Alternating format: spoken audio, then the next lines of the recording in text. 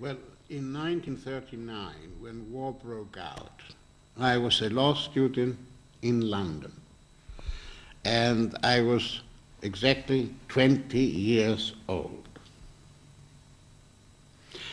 As soon as war broke out, I volunteered for the Royal Air Force, and I had to wait about 6 months before I was called up because of difficulties in training, etc.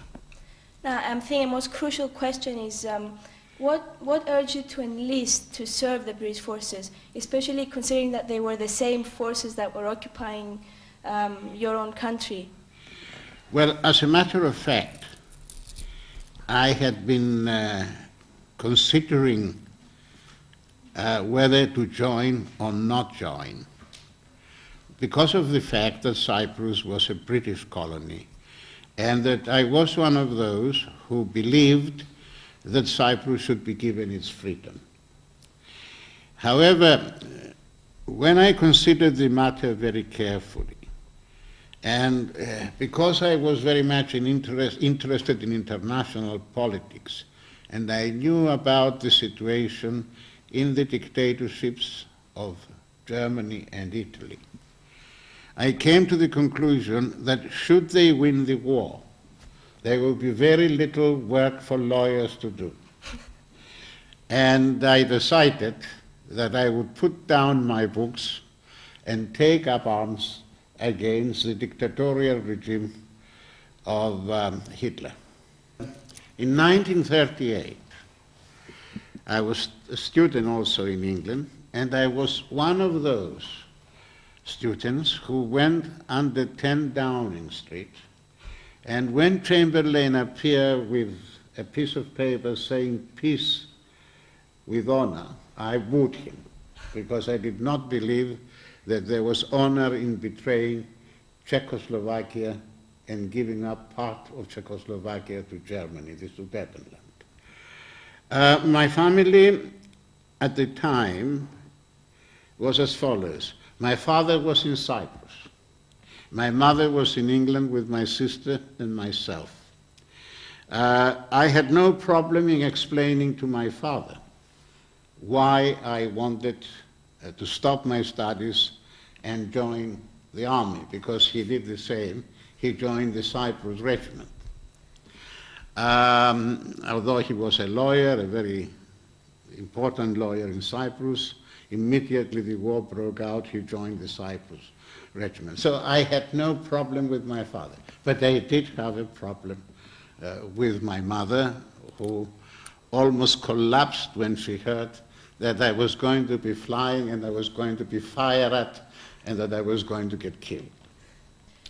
I must say that in the Royal Air Force, not only I, but a lot of other people who came from colonies and dominions as they were then, who never felt anything which would make us feel that we were looked upon as something inferior.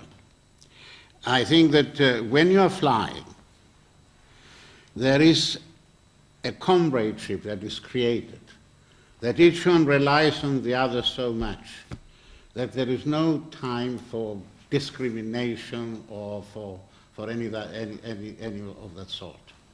So why did you join the Air Force rather than the Cyprus regiment? Well, the Cyprus regiment was in Cyprus, and in any case it was infantry, and I didn't like walking very much. I preferred flying. I had done some flying before the war as a hobby, and one of the things that was very much interested me is flying, the designs of aircrafts, the shapes of aircrafts, and so I thought the best the best service for me would be the Royal Air Force. What was your rank again?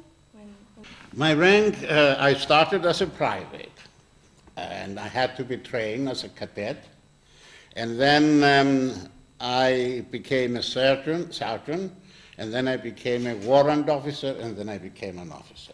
I went through the ladder. Well, I was shot down over Hamburg in 1942. It was July 1942.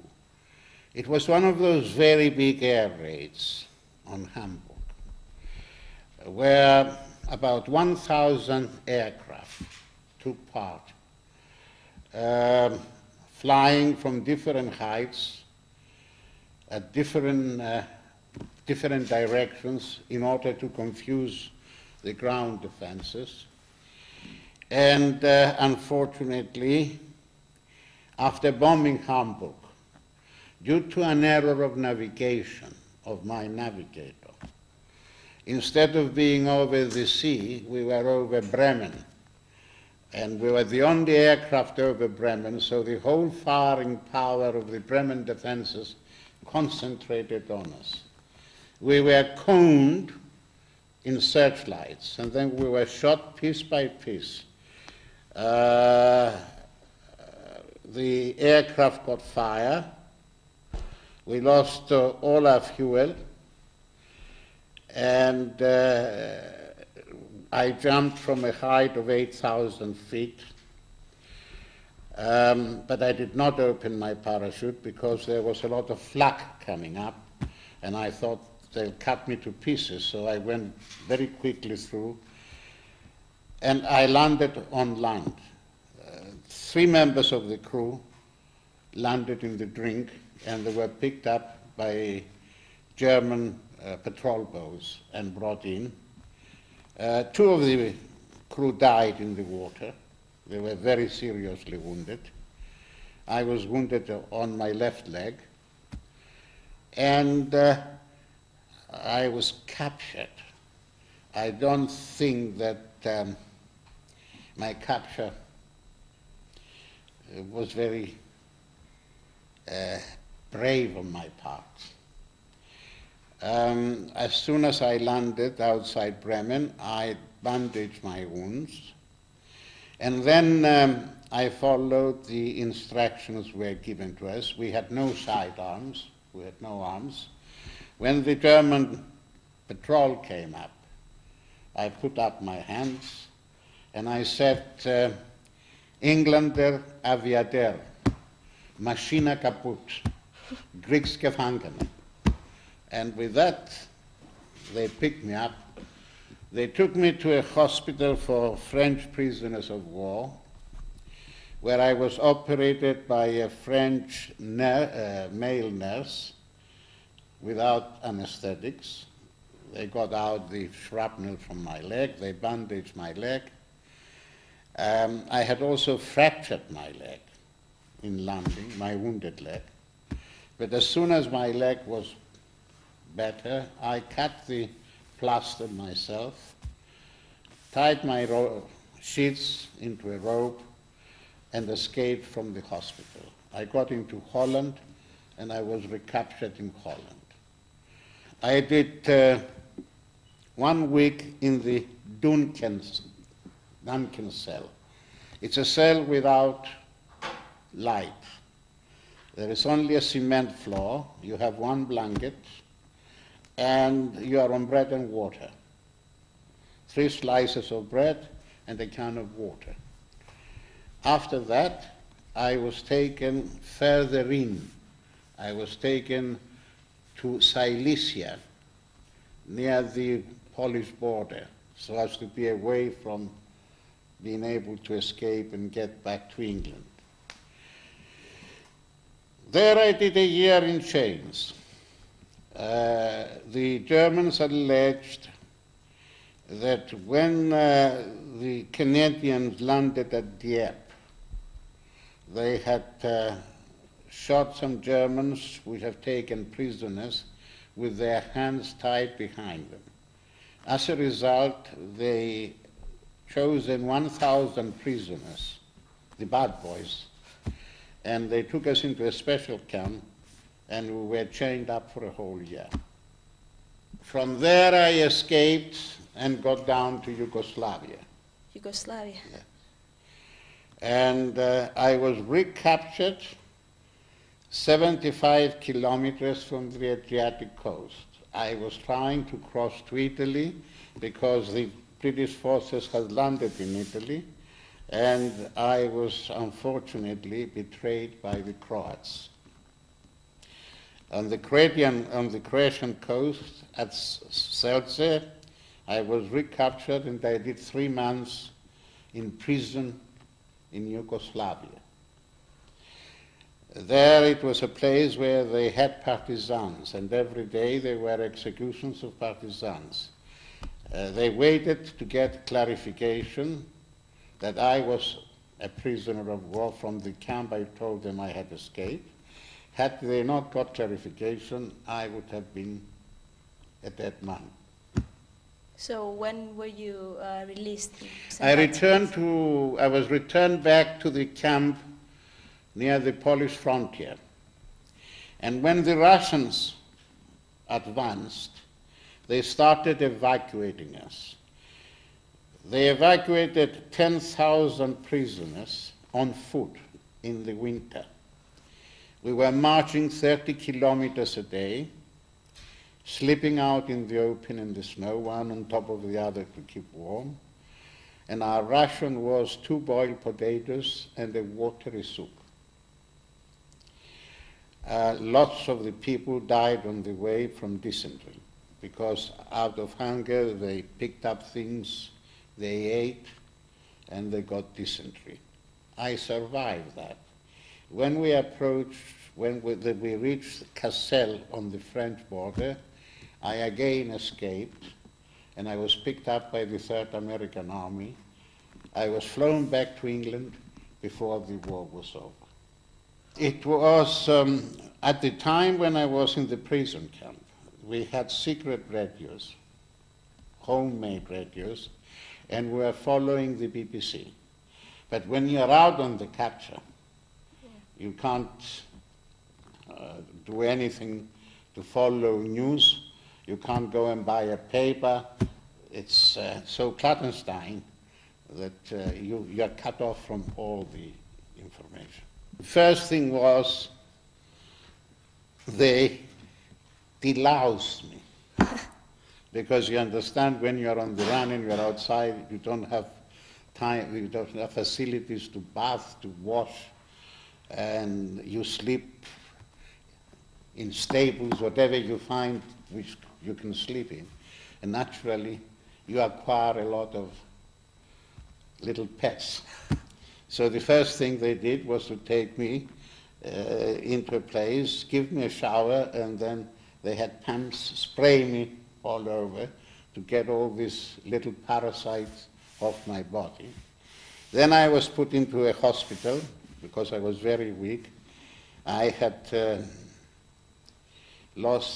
I was 10 stone when they captured, when I escaped, and when I arrived I was 7 stone.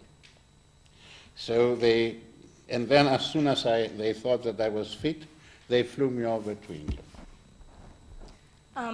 How much contact did you have with your family during the war? Well, when I was a prisoner of war and I was staying in camp, we used to get a card and a letter which we could write and give to the censorship to be examined once a month. The problem was when I was away. Now, it was complicated because in order to get away from the camp, I had to change identity. In the camp where I was, in one of the compounds, there were Cypriots who had been captured in Crete and they were brought into Germany. There I arranged to change identity by crossing under the wire, going into the Cypriot camp, changing clothes and sending a Cypriot to go back into my place so that they wouldn't miss me. And this man was a Cypriot, Michael Rodosthenos. He was a customs officer, in Cyprus. He joined the army and was captured in Crete. So he could not correspond because, first of all, my people would know that it was not my handwriting. Secondly, his English was not good enough. And thirdly, the Germans would have picked up the censorship would have realized that something, so he had to stop writing. And so during the period that I was away, the second time I did not escape as Κληρίδης. I escaped as Rhodosthenes. Κληρίδης did not escape the second time. So as far as the Germans was concerned, I was a man who had gone out on a working party, but not an RAF officer who had escaped. Well, I think some of the unhappiest memories were when you returned after a big raid, and in the morning you went into the breakfast room and you saw the empty seats. Then you know that those people who were your friends, that until yesterday you were singing together, playing chess together, and being comrades, they are no longer in existence. And to give you the magnitude of the situation, 65,000 RAF bomber crews were shot down. Out of those, 55,600 were killed. Only 1 in 6 survived. And then you saw every morning this picture. You left together the night before to go on a raid. And the next morning, after debriefing, you went to have your breakfast before going to sleep, and you saw all the empty seats, and you knew this poor, we used to say, poor bastards, they've had it. But that poor bastards was said with pain and with real knowledge that you lost some good friends. So now, do you ever regret having joined up or fought in the war? No.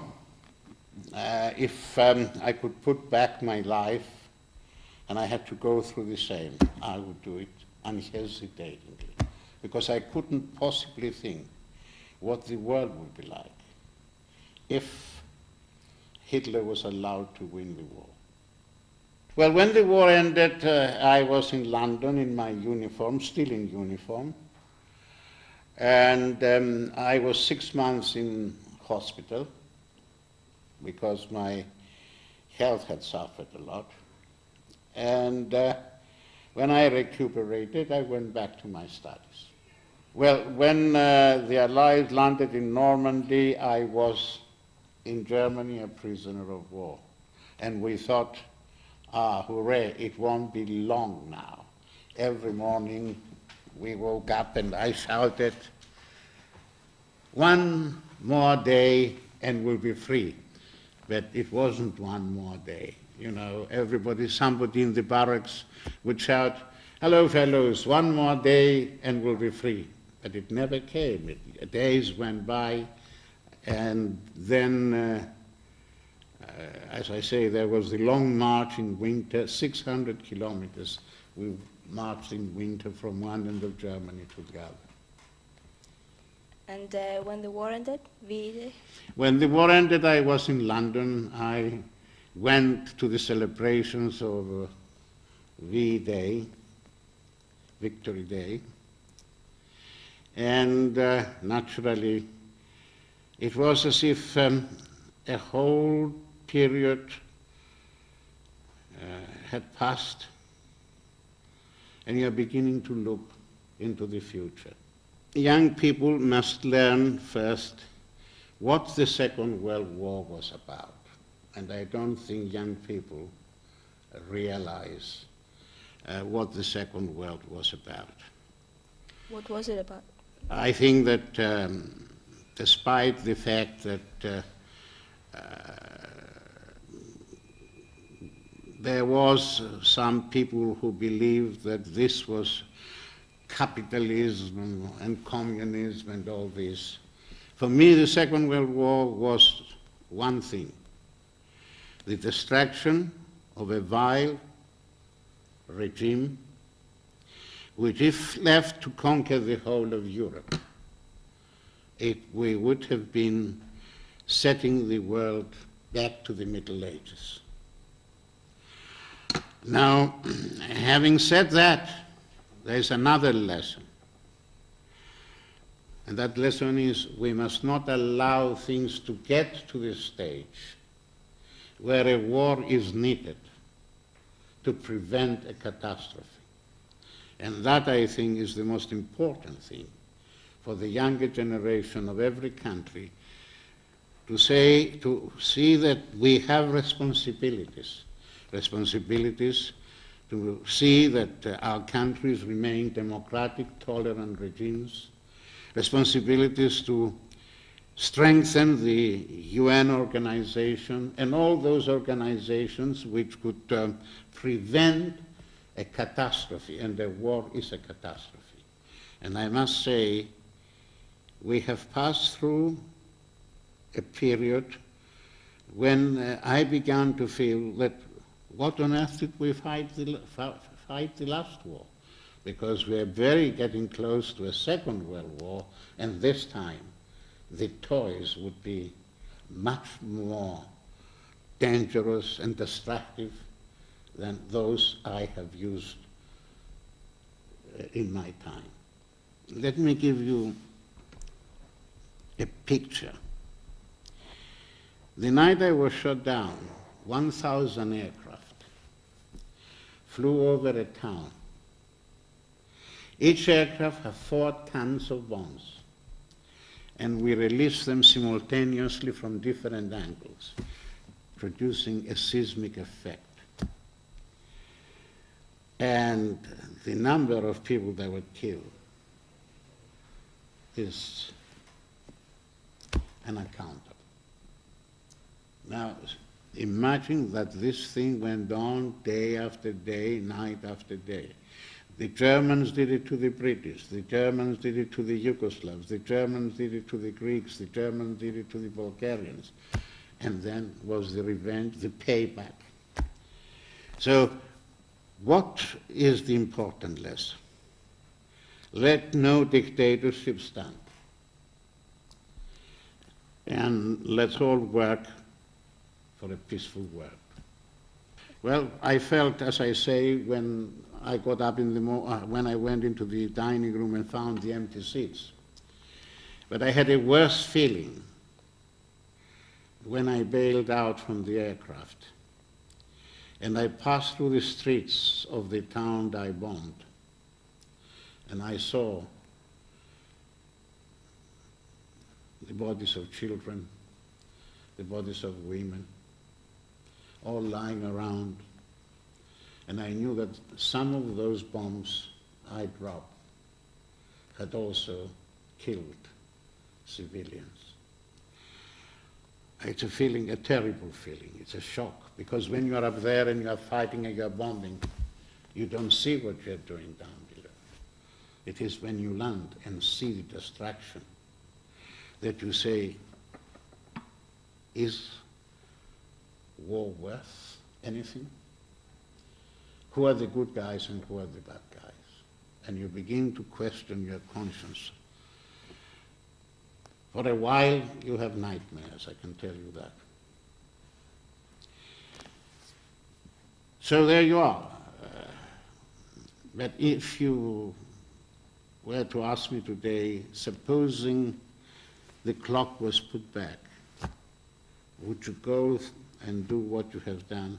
I say yes, because when you see the cruelty of the Hitler regime, as I have seen it by visiting the extermination camps, you will say, thank goodness I did it.